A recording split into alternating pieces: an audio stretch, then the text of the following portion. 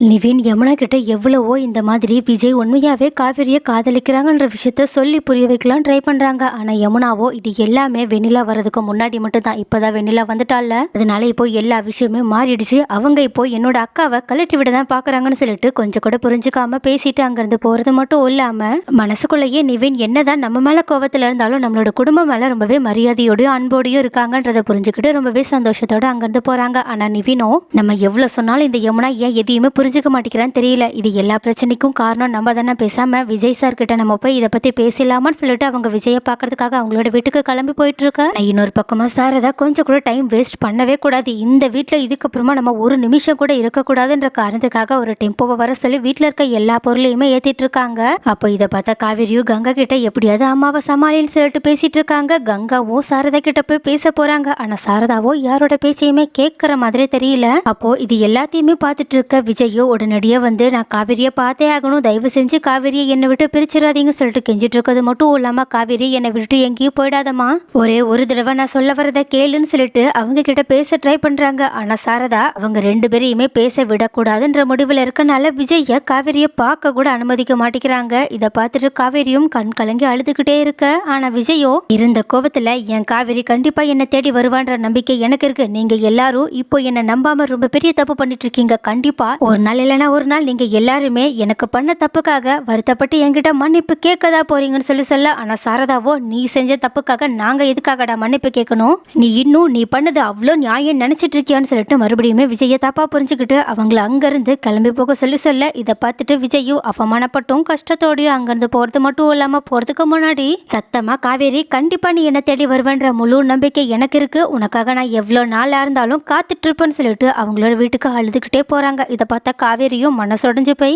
கங்கா கிட்ட அக்கா தயவு செஞ்சு எப்படியாவது அம்மாவை சமாதானப்படுத்துக்கா, கண்டிப்பா நான் என்னோட வாழ்க்கையும் நம்மளோட குடும்ப விஷயத்தையுமே சரி பண்ணிடுவேன்னு சொல்லிட்டு மறுபடியுமே கெஞ்ச ஆரம்பிக்க கங்காவும் அவங்களோட அம்மா கிட்ட அம்மா தயவு செஞ்சு இந்த விஷயத்துல இன்னும் கொஞ்சம் யோசிச்சு முடிவெடுக்கலாமே, விஜய் இப்படி வந்து உறுதியா பேசுறத பார்த்தா அவங்களுக்கு என்னமோ காவேரியை விட்டு பிரிய மனசே இல்ல, அது மட்டும் இல்லாம அவங்க அழுகிறத பார்த்தாவே அவங்க காவேரி மேல எவ்வளவு அன்பு வச்சிருக்காங்கன்றத நம்மளால புரிஞ்சுக்க முடியுதுல்ல, ஏதோ அவங்க விளையாட்டுத்தனமா கூட பண்ணியிருக்க வாய்ப்பு இருக்குன்னு எனக்கு இப்போ தோணுதுமா, அதனால கொஞ்சம் யோசிச்சு முடிவெடுங்கம்மா, ஏன்னா இது காவேரியோட வாழ்க்கை பிரச்சனைமான்னு சொல்ல. ஆனா சாரதாவோ இது காவேரியோட வாழ்க்கை பிரச்சனை மட்டும் கிடையாது, இது நம்மளோட குடும்பத்தோட மான பிரச்சனையும், இந்த விஷயம் ஏற்கனவே ஊர் ஃபுல்லா தெரிஞ்சு இப்ப நாரிக்கிட்டு இருக்கு, நம்மளோட குடும்பத்தை எல்லாரும் எப்படி எல்லாம் பேசிட்டு இருக்காங்க தெரியுமான்னு சொல்ல. ஆனா கங்காவோ ஏமா இப்ப காவேரியோட வாழ்க்கை பிரச்சனை விட உங்களுக்கு நம்மளோட குடும்பம் மானம் தான் பெருசா போயிடுச்சா என்ன, இப்ப பேசுறவங்க இதுக்கப்புறமா வேற மாதிரி பேசுவாங்க, ஏன்னா அப்பா இறந்தப்போ நம்மளோட குடும்பத்தை எல்லாரும் எப்படி எல்லாம் பேசினாங்க, அதுக்கு முன்னாடி நம்மள எப்படி எல்லாம் நடத்தினாங்கன்றதை நீங்க மறந்துட்டீங்களா என்ன, அதனால தேவையில்லாத இந்த சொசைட்டிக்காக கவலைப்பட்டு நீங்க காவேரியோட வாழ்க்கையை கெடுத்துறாதீங்கம்மான்னு சொல்ல. ஆனா சாரதாவோ கங்காவோட பேச்ச கேட்கிற மாதிரியே தெரியல,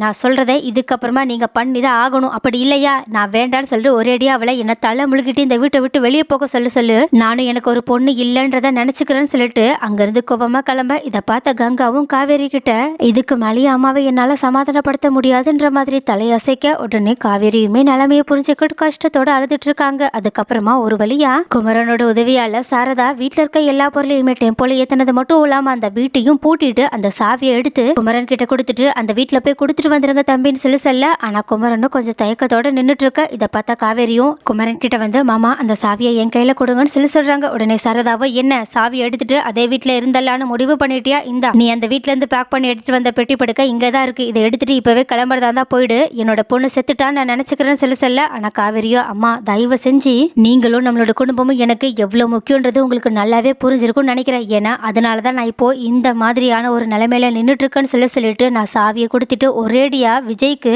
குட் பை சொல்லிட்டு வந்துடுறமா, கடைசியா ஒரு தடவை மட்டும் அவங்களோட முகத்தை பார்க்கணும்னு ஆசையா இருக்குன்னு சொல்லிட்டு அவங்க அழுதுகிட்டே கேட்க. உடனே சாரதாவும் குமரன் கிட்ட சாவியை கொடுக்க சொல்ல குமரனும் காவேரி கிட்ட சாவியை கொடுக்க காவேரியோ மனசு வருத்தத்தோட அந்த சாவியை வாங்கிட்டு விஜயோட வீட்டுக்கு போக. ஆனா விஜயோ இந்த மாதிரி காவேரி வந்திருக்கத பார்த்த உடனேயே எங்க காவேரி தன்னை மன்னிச்சு தன்னை ஏத்துக்கிட்டு இந்த வீட்லயே வந்து இருக்கிறதுக்காக தான் வந்திருக்காங்கன்னு சொல்லிட்டு ஒரு வழியா வந்துட்டியா காவேரி, நான் உனக்காக தான் இவ்வளோ நாளா வெயிட் பண்ணிட்டு இருந்தேன், நீ கண்டிப்பா என்னை விட்டுட்டு போக மாட்டேன்னு எனக்கு நல்லாவே தெரியும் அப்படின்னு சொல்லிட்டு தாத்தா பெட்டி கட்டிக்கிட்ட. நான் சொன்னல தாத்தா, கண்டிப்பா என் காவேரி என்னை தேடி வந்துருவான்னு சொன்னல, பாத்தீங்களா? அவ வந்துட்டா. எனக்கு என் காவேரியை பத்தி நல்லாவே தெரியும்னு சொல்ல ஆனா காவேரியோ விஜயோட மனசை உடைக்கிற மாதிரி, நாங்க வீட்டை காலி பண்றோம், இந்த சாவியை உங்ககிட்ட கொடுக்கறதுக்காக தான் வந்தேன்னு சொல்லிட்டு அந்த சாவியை எடுத்து விஜய் கிட்ட நீட்ட. இதை பார்த்துட்டு விஜயும் அதிர்ச்சியில நின்றுட்டு இருக்கிறது மட்டும் இல்லாம, அப்பனா காவேரி, உன்னோட குடும்பத்துல இருக்கவங்க நினைக்கிற மாதிரி தான் நீயும் என்ன தப்பா நினைச்சிட்டு இருக்கியா? உனக்கு என் மேல நம்பிக்கை இல்லையா? நான் உண்மையாவே உங்ககிட்ட விளையாடுறதா இருந்தேன்னு சொல்லிட்டு, உனக்கு தெரியலனாலும் நான் உன் மேல எவ்வளவு காதல் வச்சுட்டு இருந்தது கூடவா நீ மறந்துட்டேன்னு சொல்லிட்டு சொல்ல. ஆனா காவேரியோ, இதுக்கு மேலேயும் உங்ககிட்ட பேச என்கிட்ட ஒண்ணுமே கிடையாது. என்னோட குடும்பம் தான் எனக்கு இப்ப முக்கியம். அவங்களுக்காக தான் நான் உங்களை கல்யாணம் பண்ணிக்கிட்டேன். அதே மாதிரி இப்போ உங்களை விட்டும் பிரிய போறேன்னு சொல்லிட்டு தாத்தா கிட்ட அந்த சாவியை கொடுத்துட்டு, தாத்தா தயவு செஞ்சு என்ன மன்னிச்சிருங்க, இதுக்கப்புறமா என்னால இந்த வீட்டுல மருமகளா இருக்க முடியாதுன்னு உங்களுக்கே நல்லாவே தெரியும்னு சொல்லிட்டு வெண்ணிலாவை மனசு கஷ்டப்படுத்துற மாதிரி நீங்க எதுவுமே பண்ணிடாதீங்க. விஜய்க்கு வெண்ணிலான ரொம்பவே பிடிக்கும்னு எனக்கு நல்லாவே தெரியும். முடிஞ்சா அவங்க 2 பேருக்குமே கல்யாணத்தை பண்ணி வச்சிருங்கன்னு சொல்லிட்டு புரியாம பேசிட்டு இருக்கா. ஆனா இதை கேட்ட விஜயும் மனசுடைஞ்சு போய், அப்பனா நீ இதுக்கப்புறமா என்கிட்ட சொல்ல வேண்டிய விஷயம் எதுவுமே கிடையாதுன்னு கேட்க. ஆனா காவேரியோ, இல்ல தேங்க்ஸ், உங்களாலதான் இப்போ என்னோட தங்கச்சி உயிரோட இருக்கா. அது மட்டும் இல்லாம இந்த 1 வருஷம் முழுக்க நீங்க என்ன ரொம்பவே நல்லபடியா பாத்துக்கிட்டீங்கன்னு சொல்லிட்டு அவங்க கிட்ட இருந்து அங்கிருந்து விடைபெற்று போக பார்க்க. அப்ப இதை பார்த்துட்டு கண் கலங்கி போய் விஜயும், என்னைக்கா இருந்தாலும் நான் இப்பயும் இதேதான் சொல்லுவேன், நான் உனக்காக என் வாழ்நாள் முழுக்க கூட காத்துட்டு இருப்பேன் காவேரி. நீ கண்டிப்பா ஒரு நாள் இல்லைன்னா ஒரு நாள் என்னோட உண்மையான காதலை தேடி வந்துதான் ஆவன்னு சொல்லிட்டு ரொம்பவே நம்பிக்கையோட பேசிட்டு அங்கிருந்து இதுக்கப்புறமாவும் நம்மளால காவேரியை ஃபேஸ் பண்ண முடியாதுன்ற காரணத்துக்காக உடனடியாக அங்கிருந்து கிளம்பி போக. இதை பார்த்தா காவேரியும் ரொம்பவே அழுதுகிட்டே அங்கிருந்து போறாங்க. இதை பார்த்த தாத்தாவும் பாட்டியும் ரொம்பவே வருத்தத்தோட இருக்கு. ஆனா ராகினிய குளிர் காஞ்சிக்கிட்டு இந்த விஷயம் எல்லாத்தையுமே அவங்களோட அப்பா கிட்ட போன் ஆன் பண்ணி வச்சுட்டு தெரிய வச்சுட்டு இருக்காங்க. ஆனா அப்போ கரெக்டா விஜயை பார்த்து பேசுறதுக்காக அவங்களோட வீட்டுக்கு வந்த நிவினும் இந்த விஷயங்கள் எல்லாத்தையுமே பார்த்துட்டு உடனடியாக காவேரி கிட்ட வந்துட்டு, காவேரி,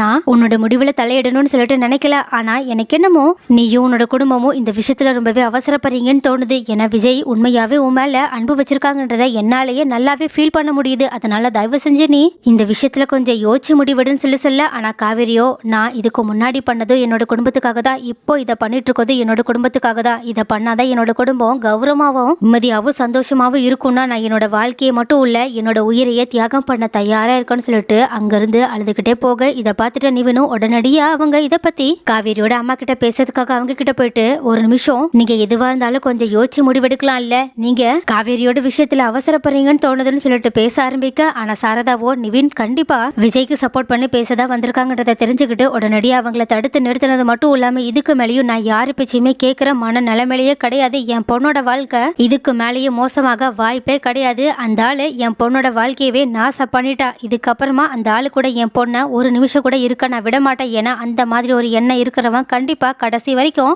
என் பொண்ணை கொடுமைப்படுத்திக்கிட்டே தான் இருப்பான்னு சொல்ல. ஆனா நிவினும், உங்களுக்குலாம் இது வரைக்கும் விஜய் உங்ககிட்ட எப்படி எல்லாம் நடந்துக்கிட்டாங்கன்றது மறந்து போயிடுச்சா என்னன்னு சொல்லிட்டு ரொம்பவே கோபமா கேட்க. இதை கேட்டுட்டு சாரதாவும் கொஞ்சம் அதிர்ச்சியில தான் நின்றுட்டு இருக்காங்க. ஆனா நிவினும் இருந்த கோபத்துல, விஜய் இதுக்கு முன்னாடி உங்களோட குடும்பத்துக்காக என்னெல்லாம் பண்ணிருக்காங்க, அவங்க இது எல்லாத்தையுமே பண்ணது வெறும் கான்ட்ராக்டுக்காக நினைச்சிட்டு இருக்கீங்களா, அப்படி இல்லைன்னா காவிரிக்காக நினைச்சிட்டு இருக்கீங்களா? இதுக்கு முன்னாடி இந்த உண்மை தெரியாதப்போ நீங்க விஜயை எப்படியெல்லாம் பாராட்டிட்டு இருந்தீங்க. உண்மையாவே விஜயோட குணமே அதுதான். அதை நீங்க இவ்வளவு சீக்கிரமா தப்பா நினைச்சுக்கிட்டு போவீங்க நான் கொஞ்சம் கூட எதிர்பார்க்கல. ஏன் எல்லாத்துக்கும் மேல எனக்கு சுத்தமா விஜயை பிடிக்கவே பிடிக்காது. ஆனாலும் விஜய் காவேரி மேல எவ்வளவு அன்பு வச்சிருக்காங்கன்றத நானே புரிஞ்சுக்கிட்டேன். ஆனா ஏன் அது எதையுமே உங்க யாராலையுமே புரிஞ்சுக்க முடியலன்னு சொல்லி சொன்னது மட்டும் இல்லாம, குமரன் கிட்ட உங்களோட கெரியரை பில்ட் பண்றதுக்காகவும் விஜய் என்னெல்லாம் பண்ணாங்க, எப்படியெல்லாம் உதவி பண்ணாங்க, நீங்க கூட அவங்கள பத்தி என்கிட்ட எவ்வளவு பெருமையெல்லாம் சொல்லிட்டு இருந்தீங்க. ஆனா நீங்க சொல்லுங்க, விஜய் உங்ககிட்ட நடிச்சுக்கிட்டு தான் இது எல்லாத்தையுமே பண்ணாங்களா, ஏதாவது ஒரு உள்நோக்கத்தோட தான் இது எல்லாத்தையுமே பண்ணாங்கன்னு சொல்லிட்டு நீங்க இப்போ நினைக்கிறீங்களான்னு கேட்க. அப்போ இதை கேட்ட குமரன், அவங்களோட குடும்பத்துல இருந்தவங்கன்னு சொல்லிட்டு எல்லாருமே கொஞ்சம் குழப்பத்தோட ஒருவேளை நம்ம தப்பு பண்றோமான்னு சொல்லிட்டு நினைச்சுக்கிட்டு நின்றுட்டு இருக்காங்க.